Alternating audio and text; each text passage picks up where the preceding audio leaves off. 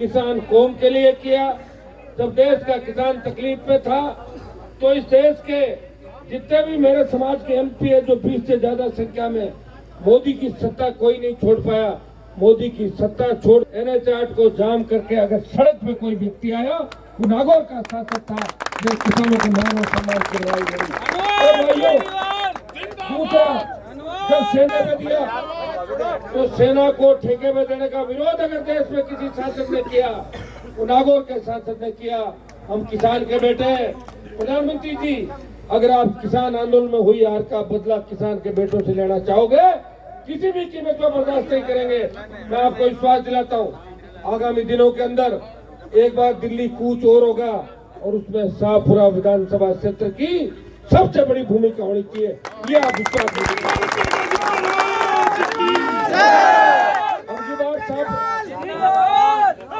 शाहपुरा से ज्यादा आने होगे नहीं होंगे, तब तो मोदी जी डरेंगे नहीं, तो फिर वही वहाँ से वापस आना पड़ेगा।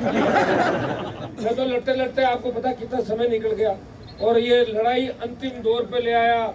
मुझे खुशी होती है जब मैं देखता हूँ जो लोग ठेके लेते थे, किसी का पिताजी मंत्री होता था, उसका बेटा होता था भांजा भतीजा, ये परिवारवाद राजस्थान में खत्म करके अगर सेकंड पीढ़ी किसान के बेटों को तैयार किया, जाट यादव गुजर मीणा शेड्यूल कास्ट हमारे दूसरे भाइयों को अगर उनको राजनीति के अंदर कोई स्थान दिया और 5-5 लाख की सभाओं के अंदर अगर आधा घंटे किसान के बेटों को भाषण करवाया, उनकी बात अगर आम जन तक पहुंचवाई, वो नागौर का शासक था जिसने आपके जोश से एक पार्टी का निर्माण करके देश में संदेश दिया।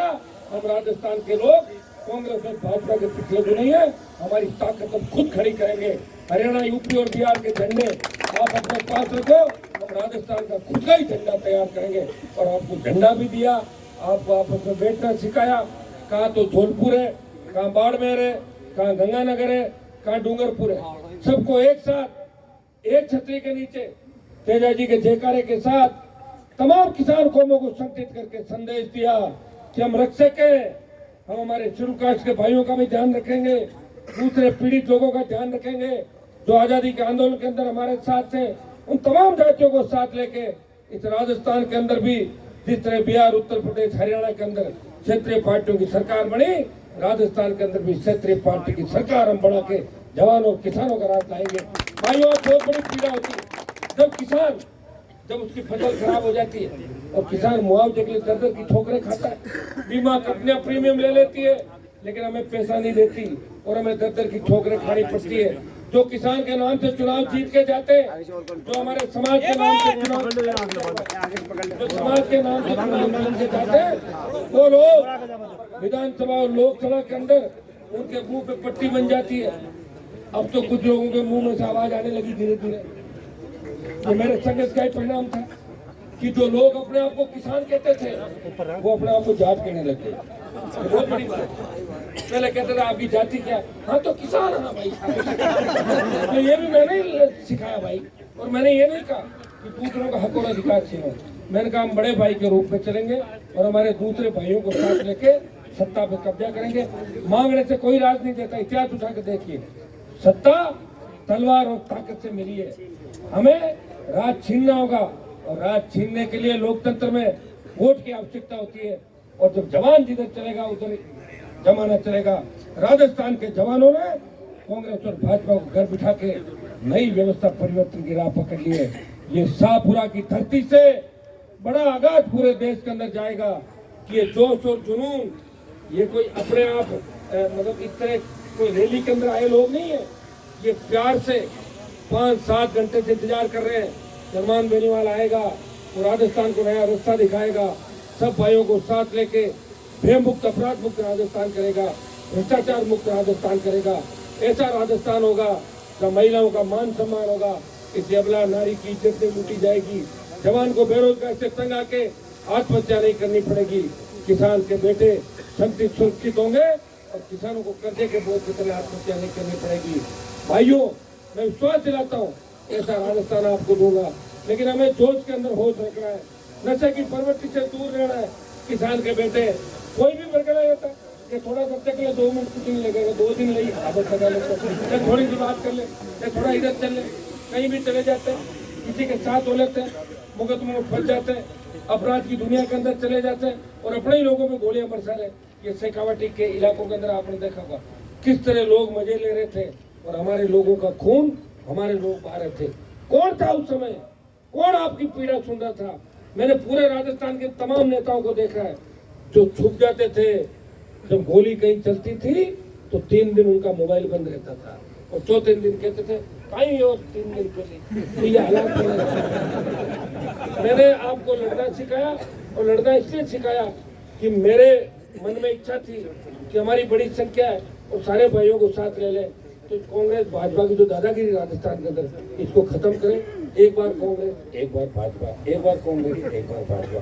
वही गहलोत, वही पेपर, वही वसुंधरा, वही आरपीएससी, वही ललित मोदी, वही सात समंदर, वही वो गाना है ना, सानी सानी पानी पानी।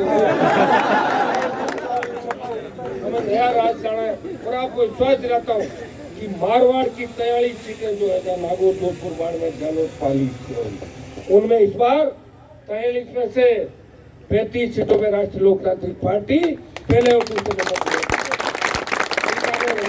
गलवानगर, चूरू, सीकर, झुंझुनू, जयपुर, टोंक, अजमेर, भीलवाड़ा, चित्तौड़, भरतपुर, अलवर, सवाई माधोपुर से तमाम जगह आप देख लो आंख उठा के।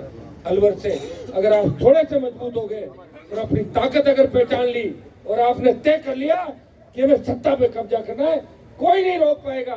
सीधी 100 पार सीटें आपकी जाएगी, इतना विश्वास मैं आपको दिलाता हूं। अब लंबी बात नहीं कहूंगा।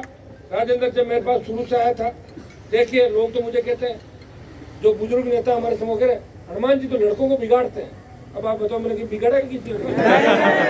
अगर मैं बिगाड़ रहा हूँ तो सुधार कौन रहा है? तो ये हमारे जयपुर में जमीनों पर कब्जे करवा रहे हमारे समाज वाले जो दारू का धंधा करते हैं, वो सुधार रहे क्या हमारे समाज?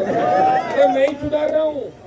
मैंने इन बड़े बड़े घरानों को ठीक किया राजस्थान के अंदर, जो एक कुर्सी पे बैठते थे और लोग नीचे बैठते थे, उनका दिमाग ठीक किया और नेताओं को गली गली घुमाया और नेताओं को उनकी हैसियत दिखाई कि बिना जनता का आप कुछ भी नहीं हो।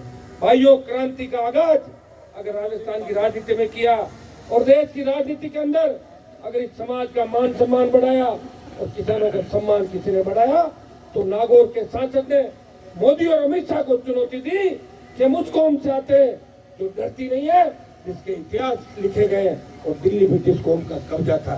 ये बात हनुमान मेरी वाले कह सकते हैं। बाकी किसी अपने घर पे अपनी लुगाई से तो कोई भी लड़ सकता है, लोकसभा में लड़ सकता है। क्योंकि मैं भी लड़ाई लड़ी में हमने लड़ी।